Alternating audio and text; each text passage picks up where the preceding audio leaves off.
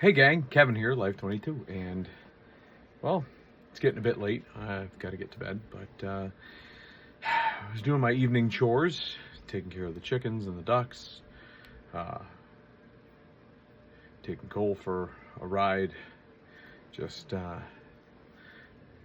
doing things, before bed, right? So, putting in some hours of work, taking care of the kids, getting them dinner, making sure they're doing their homework, teaching them how to fold clothes, and going into teaching kids, right? So, the end of the night, before I put the chickens away, my daughter comes down and she's asking a question. And so while I'm putting the chickens away, I have an epiphany of what I teach her, right? So, and not so much me, but at least conveying knowledge to a child. So it's like, not to be, not to provide plagiarism, but I guess in any parental teaching of a child, there is plagiarism, right? Because you are plagiarizing your parents or you're plagiarizing everybody who is not your parents, right? So like you either choose to do what your parents did in some regard, and in other regards you might choose to do the opposite, which somebody else has been there before you, right? So, right, a lot to take in right now, 10:30 at night on a Monday. I believe the Bills game is over. Should be over, 3 hours. It's plenty of time. Then the Bills were killing them, I hear. But anyways, as you can tell, I'm busy, so I don't get to watch the Bills games. I don't have, love to have free time to sit down and do that, but it is what it is. So, but little Quinn comes down and she's asking me questions about, Dad, mom's out of town. Why do we have to have the house clean? Why? What about this? What about that? And it's like, you know what? Your mom's birthday's coming up. There's no reason that you couldn't have the house clean. And I'm like, let me explain to you a fundamental thing on why you should clean your room.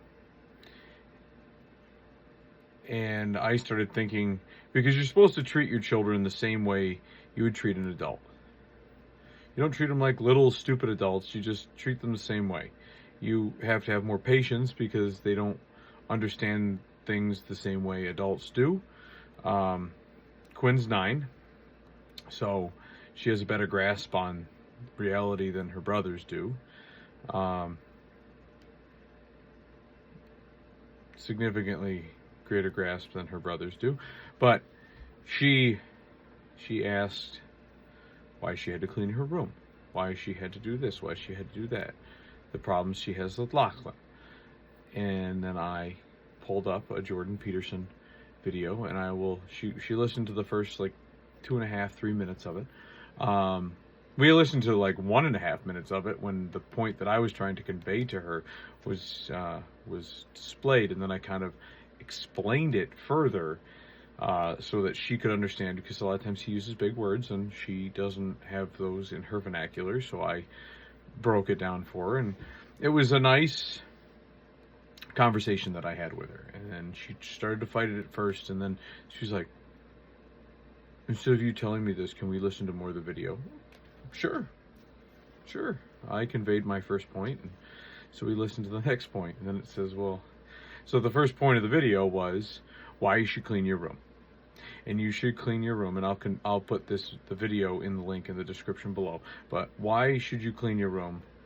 Well, he starts with hoarding, right? Like people with mental problems and stuff like that are hoarders. But it's like, if you want to first address the problem of people's things and their boxes and the space they occupy in the world, you need to first address the place they most occupy in the world, which would be your room, which would be your home, which would be this place that you exist in, that you don't share with very many people, if any at all. And you might go through this room and open boxes, and the boxes are all like chaotic and disorganized and whatever else. But what he points out is that everything that you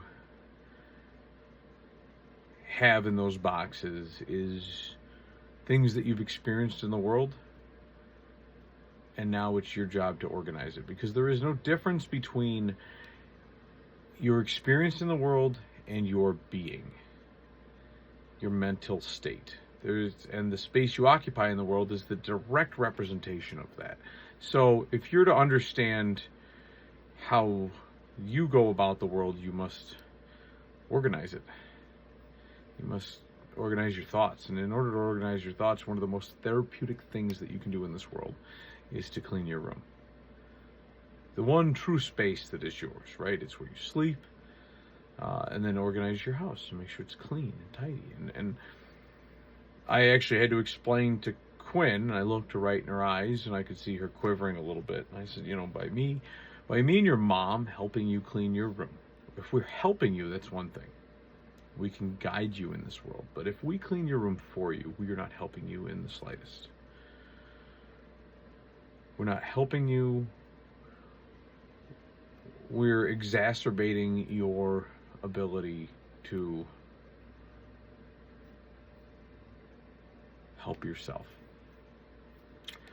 And that's what I said to her. And I said, that's why I put a lot of onus on you to clean your room. And I said, he just explained it right here. Why can't you clean your room? And so now that's the first part. The next part we get into is her asking to see the next part of the video. And she's like, can I finish watching the video? Like, because she doesn't want to deal with this right now, right? She wants to deal with it later. Like everything in her room, she's just going to deal with it later. And that's not how we deal with things. We deal with them in the here and now. And I've gone into this with the child's book that I love to read, by Jack Kent, which is called There's No Such Thing as Dragons. And I just read it to Lennox recently. And I'll revivify the theme of that book soon. But what I'd like to do is, so now she goes and listens to the next minute and a half of this video, right? So now she's like 2.5, 3 minutes into this video, and it talks about, it's like, maybe your problems in the world aren't stemming from the space you occupy. Maybe your room is clean, but maybe you have a problem with your brother, for example. A long-standing issue with your brother. And I'm like, oh, I look right at her, and it's like, well, that hits close to home now, don't it, Quinn? Because she has two younger brothers. And Lennox, she somewhat gets along with, and Lachlan, she's always adversarial with, right? Because they are 11.5 months apart. They're Irish twins. And for that, she got adversarial with me, because she's like, I don't want to listen anymore. I'm like, oh yeah? You made it about 10 seconds to that next video before you thought about it. So she made it through the video. She made it through the next minute and a half, and I said, let's break this down. Come on, there's 6 more minutes of this video. We'll watch it again later. But what I want to talk to you about is this thought process of how you deal with your brother. And I brought up Dennis Prager in something that he was taught as a Jewish child. He always points out that it was in his faith that is where he culminated. And you don't see this in a lot of like children nowadays. And I don't know, I've always felt I had the same, and maybe I came to it on my own. I don't remember being told it by an adult. I remember being adversarial with adults. I'm using the term adversarial a lot. I don't know why, but just hear me out. I remember butting heads with a lot of adults, and then later on in life, I started thinking, like, if I'm going to solve this problem, I need to start from within. And that's what Jordan Peterson got right in there and started saying, like, if you're going to start with the problem you have with your brother, start with you. And she was like, I don't know what that means. She's 9. Well, I'll explain to you what that means. And I break it down for her. Like, listen, like, the number one thing Dennis Prager was taught, the number one thing that I look at is when I have a problem, it's my problem. So it starts with me. So let me try every avenue of thought process. Let me try to figure out everything that I can do. And when I exhaust all possible avenues known to me on why this problem is still occurring, and I've made corrective changes in the course of my direction, then the problem lies outside of me. But I exhaust all of those options before I continue onwards. So, just a little something that just came about tonight, and I went deep with the kids on it, well, Quinn on it, and got a lot accomplished today. At least I feel I did, even though I didn't feel very accomplished early in the day. But I ended the day with a nice, like, extra point punt, and and a touchdown. And I feel like I surmised I got my day properly into submission, and it was just one of those days, and it's a growing moment. So I'll put the video in the link below. Quinn made it to like 2 minutes and 50 seconds or something like that. But just a very good teaching moment for the day. And, you guys are on a journey just like I am. So I'm here with you. And we'll catch you next time on Life22.